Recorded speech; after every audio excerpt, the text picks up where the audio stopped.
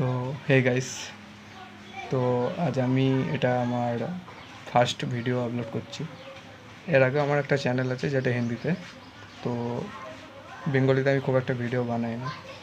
তো যেটা বলতে চাইছি মানে ওয়েস্ট বেঙ্গলে যা চলছে, তো ওয়েস্ট বেঙ্গলে তোমরা জানছো যে এখন অন্নপূর্ণা ভাণ্ডার মহিলাদের মধ্যে বিশাল জনপ্রিয় এবং প্রকল্প। তো তার কিছু একটা অভিজ্ঞতা শেয়ার করতে চাইছি। তো নিজস্ব অভিজ্ঞতা হতে পারে, তোমাদের মতামত আমার সাথে নাও মিলতে পারে। তো আজ হচ্ছে 17 তারিখ, আর আজ আমি অন্নপূর্ণা ভাণ্ডারের যে কি বিজেপি সরকারের যে ক্যাম্পটা হচ্ছে, কি জনকল্যাণ ক্যাম্প, তো বিজেপি আমি গিয়েছিলাম। তো তার কিছু অভিজ্ঞতার কথা বলতে চাইছি।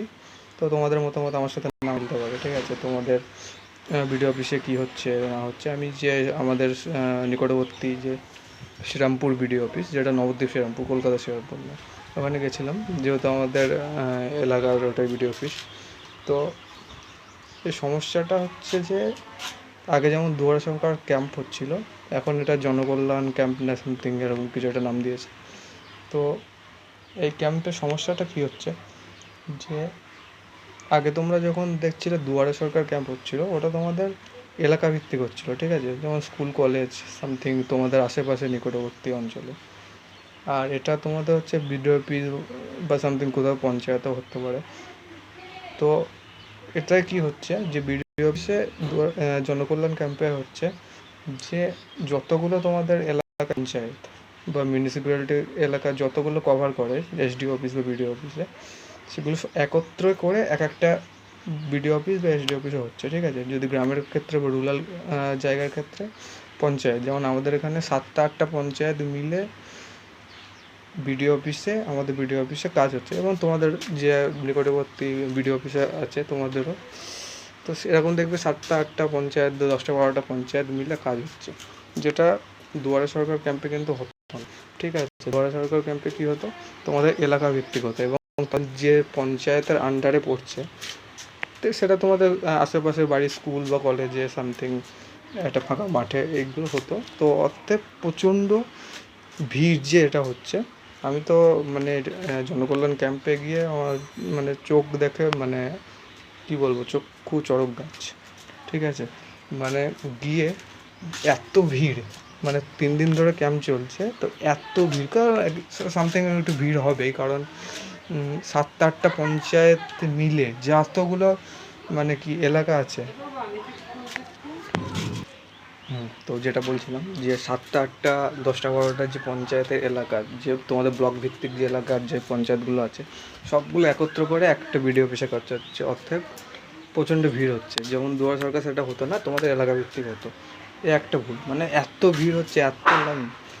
আর কি বলবো, তার মধ্যে আমি কিছু প্রকল্পের মানে কথা জানতে গেছিলাম, মানে একটা ইনফরমেশান নেওয়ার জন্য গেছিলাম, যেহেতু সবাই দেখতে পাচ্ছে যে অন্নপূর্ণা ভাণ্ডার স্ট্যাটাস চেক করছো, যেটা অনলাইনে, মানে আমাদের মতো সাধারণ পাবলিকের জন্য তো ওখানে দুটো অপশান দিয়েছে, একটা সিটিজেন পোর্টাল আর যেটা আধিকারিকদের জন্য আসে, ঠিক আছে। তো সিটিজেন পোর্টাল বা যে কোনো পোর্টালে গিয়ে তো তোমরা অনলাইনে স্ট্যাটাস চেক করতে পারছো না।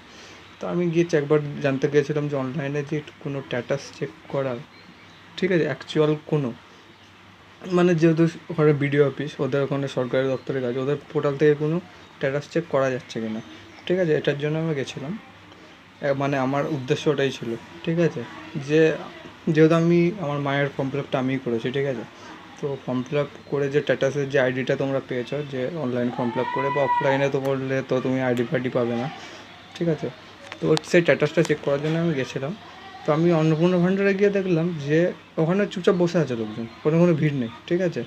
মানে 4-5 জন বসে আছে, দুটো ল্যাপটপ নিয়ে 2-4 জন বসে আছে, আর যারা ফর্ম টর্ম বিলি করছে তাদের জন্য এরকম 4-5 জন বসে আছে। ওখানে কিন্তু খুব একটা ভিড় নেই, ঠিক আছে। মানে আমি গেছিলাম ধরো 17 তারিখ, তো আজকে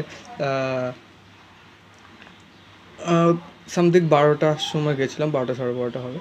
তো ওখানে গিয়ে দেখছি যে 17-18 জন বা 15-16 জন এরকম লাইন দিয়ে দাঁড়িয়ে আছে, যারা জমা দিচ্ছে, ঠিক আছে।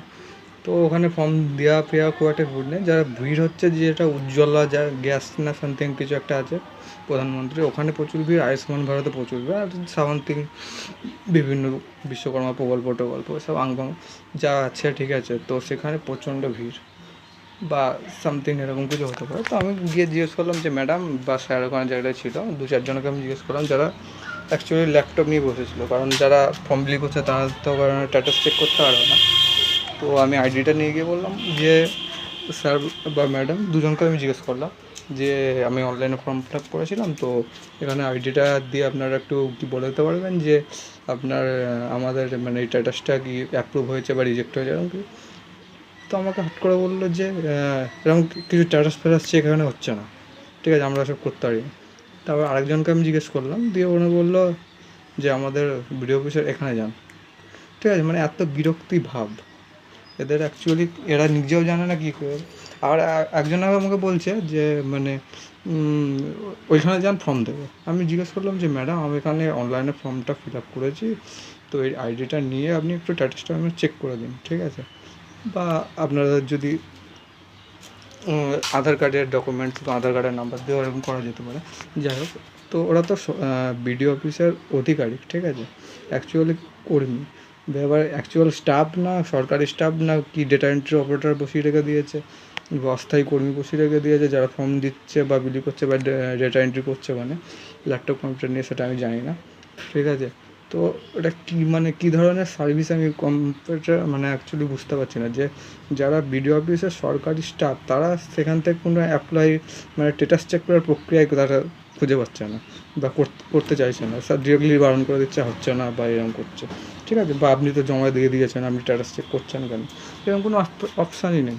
তো সবাই অনেক মানে ভিডিও তো তোমরা দেখতে পাচ্ছ যে বলছে স্ট্যাটাস চেক, এগুলো একদম ভুয়াস কথাবার্তা, ঠিক আছে।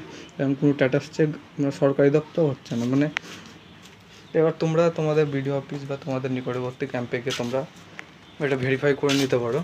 মানে আমার সাথে যেটা হয়েছে সেটা আমি তাই বললাম, এরকম কোনো স্ট্যাটাস চেক বিডিও অফিসের আধিকারিক বা স্টাফেরাই করতে পারছে না, যারা অ্যাকচুয়ালি কম্পিউটার নিয়ে কী ল্যাপটপে কী লাউড়া ছিটছে সেটা আমি বুঝতে পারলাম না, ঠিক আছে। মানে আমার যে অভিজ্ঞতা আমি সেটাই বললাম, কারণ যে তোমাদের অ্যাকচুয়াল কোনো মানে আমি দেখছি বসে বসে গল্প করছে অন্নপূর্ণা ভান্ডারের যে মানে যে লোকগুলো স্ট্যাটাসগুলো যে স্টাফ বা ডেটা এন্ট্রি বা যেগুলো বসে বসে লোকগুলো যে করছে, আমি যেটা বলতে চাইছি সেটা বুঝতে পারছি।